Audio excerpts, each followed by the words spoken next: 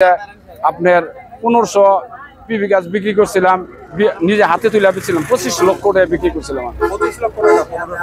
আসসালামু আলাইকুম প্রিয় বন্ধুরা, দেশে ও প্রবাসে যে যেখান থেকে দেখছেন প্রত্যেককে শুভেচ্ছা জানাচ্ছি। আশা করছি যে যেখানে আছেন ভালো আছেন, নিরাপদে আছেন।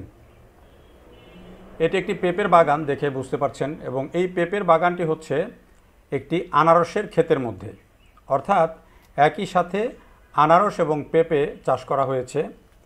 এটি টাঙ্গাইলের মধুপুরের একটি বাগান, এবং এই যে বাগান, সেই বাগানটি যখন রাস্তা দিয়ে আমরা যাচ্ছিলাম তখন হঠাৎ করে এই দৃষ্টি আটকালো। বাগানটিতে বেশ ভালো রকমের পেঁপে ধরেছে এবং আনারসও চারা রোপণ করা হয়েছে। এটি পরে আনারস হবে, যদিও আমরা যখন এই ভিডিওটি ধারণ করছি তখন আনারসের পূর্ণ সিজন চলছিল। তো আমার উদ্দেশ্য ছিল আসলে পেঁপে বাগানটি দেখে আমি মূলত দাঁড়িয়েছিলাম এবং একটা ভিডিও করলাম এবং আপনাদের সাথে শেয়ার করার প্রয়োজন বোধ করলাম এই কারণে যে মধুপুরে 2-3টি ফসল প্রধান আছে। এর মধ্যে 1 নম্বরে আনারস আছে, তারপরে পেঁপে আছে। তো এই যে আনারস এবং পেঁপে যৌথ চাষ, এটি একটি জমির কী পরিমাণে সর্বোত্তম ব্যবহার নিশ্চিত করছে সেটি কিন্তু দেখলেই বোঝা যায়। এখানে যেই পেঁপেটা চাষ করা হয়েছে দেখেন এক একটা গাছে কি পরিমাণ পেঁপে, এবং এই পেঁপেগুলো আমি যে তথ্য নিয়েছি সেটি হচ্ছে পেঁপেগুলো কিন্তু পাকিয়ে বিক্রি করা হবে। এবং আমি মধুপুরে যখন গেলাম, মধুপুরের বাজারে এবং গারো বাজারে, সেখানে কিন্তু আনারস যেমন বিক্রি হচ্ছে, সেখানে কলা, পেঁপে এবং আনারস সব ধরনের ফলই কিন্তু বিক্রি হচ্ছে। এই যে বললাম যে 3টা ফসল মূলত এখানে আছে, 1 নম্বরে আনারস, 2 নম্বরে কলা, 3 নম্বরে পেঁপে, এবং এই ফলগুলো কিন্তু যৌথভাবেই মোটামুটি চাষ করা হয়। তো এই যে আনারসের সাথে পেঁপে যে চাষ করা হয়েছে তাতে কিন্তু দেখেন এখন যে পেঁপে যে পরিমাণে ধরেছে, এই পেঁপেটা যদি ধরেন এই আনারস আস্তে আস্তে যদি পেঁপেটা মোটামুটি প্রস্তুত হয়ে যায় এবং এটি এখনই যে পরিমাণে ফল হয়েছে, এগুলো যদি এখনই কাঁচা পেঁপে বিক্রি করা হয় তাতেই তো এই জমি থেকে একটা বড় অঙ্কের অর্থ উঠে আসবে। কারণ হলো এখন বাজারে যে পেঁপের দাম, কাঁচা পেঁপেই কিন্তু 35-40 টাকা কেজি ঢাকার বাজারে আমরা দেখছি। মফস্বলে যদি সেটি 20 টাকা কেজি, 800 থেকে 1000 টাকা মনও যদি হয়, সেটিও কিন্তু একটা অনেক বড় দাম পেঁপের। যদি পেঁপের যেহেতু বিয়ারিং অনেক ভালো ফলন হয়েছে, তো এই যে পেঁপে যেগুলো, এগুলো যদি পাকিয়ে বিক্রি করা যায় তাহলে কিন্তু এটি আরও অনেক বেশি ফলন দেয়। যেটি আপনারা এই ভিডিওর শুরুতেই একেবারে শুনেছেন যে ওই যে চাচা যেটি বললেন যে তিনি গত বছর 1500 পেঁপের চারা রোপণ করেছিলেন, সেখানে তিনি 25 লক্ষ টাকার পেঁপে বিক্রি করেছেন। অর্থাৎ এই যে পাকিয়ে বিক্রি করেছেন পেঁপে, এবং সেখানে 25 লক্ষ টাকার পেঁপে তিনি বিক্রি করেছেন। আর এখন আমি যদি বলি যে ঢাকার বাজারে আমি যেটি দেখছি, এই টাইপের পেঁপে যেগুলো, সেগুলো 1 কেজি পাকা পেঁপে বিক্রি হচ্ছে 120 থেকে 130 টাকায়। শুনলে গল্প মনে হতে পারে, বা অনেক এলাকার লোকজন এটি শুনলে অবাক হবেন যে 120-30 টাকা কেজি পাকা পেঁপে বিক্রি হয়। অবাক হলেও এটি কিন্তু সত্য। আপনি খুচরা পর্যায়ে, ভোক্তা পর্যায়ে যখন আমরা কিনতে যাই তখন কিন্তু এমনটাই কিনতে হচ্ছে আমাদেরকে। কৃষি জীবনের পেজে এবং ইউটিউবে আমি কিন্তু এরকম ভিডিও দিয়েছি যে 150 টাকা কেজি পেঁপে, থাই পেঁপেটা যেটা। তো এই পেঁপেটাও কিন্তু সুস্বাদু পেঁপে, এবং এটি কাঁচা বিক্রি করেন বা পাকা বিক্রি করেন, যেটাই করেন সেটাতে কিন্তু একটা বড় অঙ্কের বেনিফিট আসবে।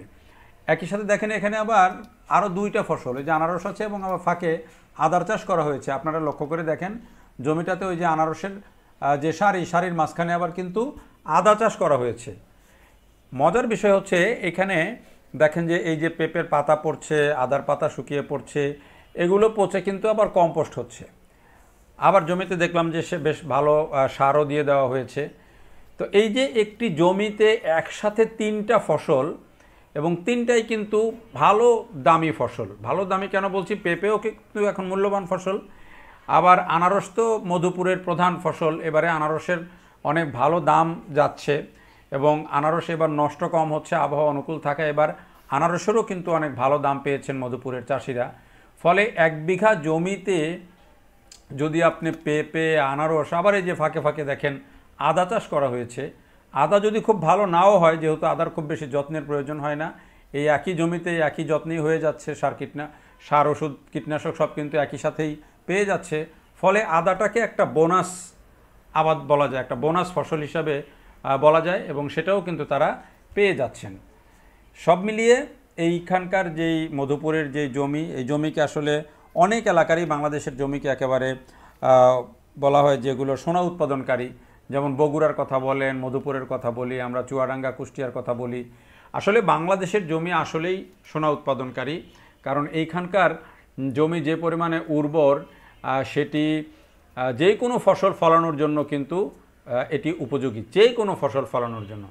তবে মধুপুরের এই গড়ের যে মাটি, সেই মাটি কিন্তু এই যে আনারস বলেন বা পেঁপে বলেন, কলা বলেন, এর বাইরে এখন সেখানে নতুন আবাদ হচ্ছে, কফি চাষ হচ্ছে, যেহেতু একটু গড়ের মাটি, সেখানে কফি পর্যন্ত চাষ হচ্ছে। আর এই যে আদার চাষ তো আপনারা দেখতেই পাচ্ছেন। এই যে এলাকার একটা মাটি, এই মাটির কারণেই কিন্তু এখানে এই অঞ্চলটি কৃষি প্রধান অঞ্চল, এবং এখানে কৃষিতে কিন্তু মানুষ প্রচুর বিনিয়োগ করে, এবং এই কৃষি ফসল কিন্তু এখানকার, যেহেতু এখান থেকে আনারস বাংলাদেশের বিভিন্ন প্রান্তে যায়, পেঁপে বাংলাদেশের বিভিন্ন প্রান্তে যায়, যোগাযোগ ব্যবস্থা খুবই ভালো, রাস্তাঘাট খুবই ভালো, যদিও মূল সড়কটি ভালো, কিন্তু ভিতরের দিকে এই যে মানুষ যে জমিতে যাওয়ার জন্য যে রাস্তাগুলো বা গ্রামের ভেতর দিয়ে যে রাস্তাগুলো, সেই রাস্তাগুলো অনেক জায়গাতেই দেখেছি খুব ভালো না। সেখানে আনারস নিয়ে আসা যাওয়ার জন্য যেই ভ্যান বা অন্যান্য যেই যানবাহনগুলো যায়, সেগুলোর কিন্তু বেশ ভালো রকমের দুর্ভোগ পোহাতে হয়। সেই ক্ষেত্রে বর্ষাকালে সেই দুর্ভোগটা আরও বেড়ে যায়। তো যদিও কৃষি প্রধান অঞ্চল, কৃষি এখানকার প্রাণ, তারপরেও রাস্তাঘাট আমার মনে হয় যে গ্রামের দিকের যে রাস্তাঘাটগুলো, সেগুলো এখন ভালো হয়ে যাওয়া প্রয়োজন আছে, তাতে করে কিন্তু এই ফসলগুলো আরও দ্রুত বিভিন্ন অঞ্চলে পৌঁছে যাওয়া সম্ভব।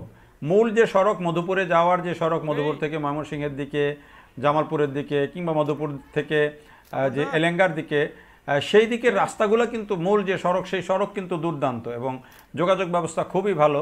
কিন্তু এখানকার কৃষি ফসলগুলো এই মূল সড়কে বা মূল বাজারে নিয়ে আসার ক্ষেত্রে আমি দেখেছি অনেক জায়গাতেই কাঁচা কাঁচা রাস্তা, যে রাস্তাগুলো আসলে পাকা হওয়া প্রয়োজন আছে। তো পেঁপে বাংলাদেশের, আমি যেটি বলছিলাম, যে একটা অন্যতম বড় লাভজনক ফসল। আর এইখানকার ক্ষেত্রে এটি বেশি লাভজনক এই কারণে, এখানে যে 3টা ফসল প্রধানত হয়, সেই 3টা ফসলে কিন্তু সারা বছর হয়। পেঁপে সারা বছর উৎপাদন করা যায়, কলা সারা বছর উৎপাদন করা যায়, আনারস সারা বছর উৎপাদন করা যায়, যদিও সিজনে আনারসটা একটু বেশি হয়। তো এইরকম 3টা ফসল যদি একটা জমিতে সারা বছর করা যায়, তাহলে এখানকার কৃষক যে যারা উৎপাদনকারী, তারা যে ভালো অবস্থানে থাকবেন, সেটি তো খুব সহজ বিষয়, স্বাভাবিক বিষয়। তো এখানকার কৃষকরা, যা কথা বলে বুঝলাম, প্রচুর পরিশ্রম করেন, অনেক কষ্ট করেন, কিন্তু এখানকার কৃষকরা কিন্তু ভালো ফসল উৎপাদন করেন, ভালো দাম পেলে কিন্তু তাদের অবস্থার উন্নতি হয়। এবং এখানকার আমি যতটুকু মানুষের মধ্যে দেখলাম, যে ওভারঅল মানুষজন কিন্তু বেশ স্বাচ্ছন্দ্যে জীবনযাপন করেন, খুব বেশি জটিলতার মধ্যে মানুষজন নাই। আমার কাছে ঘুরে ভালো লেগেছে। আসলে এরকম কৃষি আমরা সারা বাংলাদেশে দেখতে চাই। আমাদের কৃষি এবং কৃষকরা যদি ভালো থাকে, তাহলে আমরাও কিন্তু ভালো থাকব। দেখার জন্য সবাইকে অনেক ধন্যবাদ।